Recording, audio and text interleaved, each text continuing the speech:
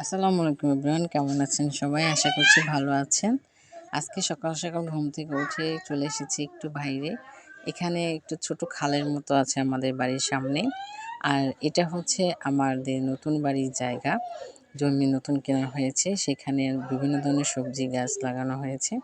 এখানে আমার মা আর বড় আপা হচ্ছে শাক তুলতেছে, আমরা যেটাকে বলি উম, আমাদের নিজেদের জমিতে ছেঁচি শাক, তারপর কলমি শাক, বিভিন্ন ধরনের পাঁচমিশালি শাক এর আমার মা তুলতেছে। আর হচ্ছে আমার বড় আপা তুলছে। এই শাকগুলো আজকে দুপুরে রান্না করা হবে। আমরা বাড়িতে আসলেই আমাদের পছন্দের খাবার শাক। সবাই শাক তুলে তারপর আমরা খাই। এই তো আমি শাকটা অলরেডি সিদ্ধ দিয়েছি, একটু বেশি করে মরিচ দিয়ে দিয়েছি, সিদ্ধ করে করছি, নরম তুলতুলে হয়ে গেছে। এই শাকগুলো আমি এরপর বেশি করে রসুন, পেঁয়াজ এবং শুকনো মরিচ ছিঁড়ে তেলে দিয়ে বাগা দিব। এই যে আমি রসুন পেঁয়াজটা ভেজে নিচ্ছি। আমাদের এখানে এভাবেই পাঁচমিশালি শাক বা গালানো শাক বা গ্রাম নিজের ক্ষেত থেকে তোলা শাক রান্না করা হয়। এই যে শাকটা আমি বাগা দিয়ে নিয়েছি।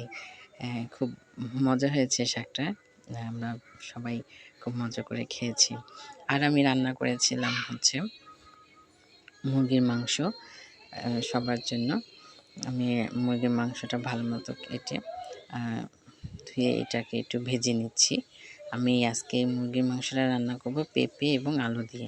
পেঁপেটাও আমাদের গাছেরই, ওখান থেকে সকালে আমরা তুলে নিয়ে এসেছি পেঁপেটা।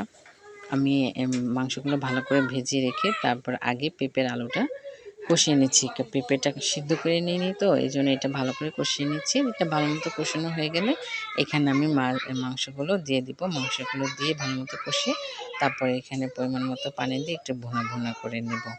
এই আজকে আমার সারাদিন এভাবেই কাটলো, দুপুরে রান্নাবাড়া, সকালে শাক তোলা, এভাবেই আমি আমার দুপুর পর্যন্ত সময়টা পার করলাম। আশা করছি আমার ভিডিওটা আপনাদের কাছে ভালো লাগবে। ভালো লেগে থাকলে অবশ্যই লাইক, কমেন্টস এবং শেয়ার দিয়ে দিবেন। কার কেমন লাগলো জানাবেন। ভালো থাকবেন সবাই। আসসালামু আলাইকুম।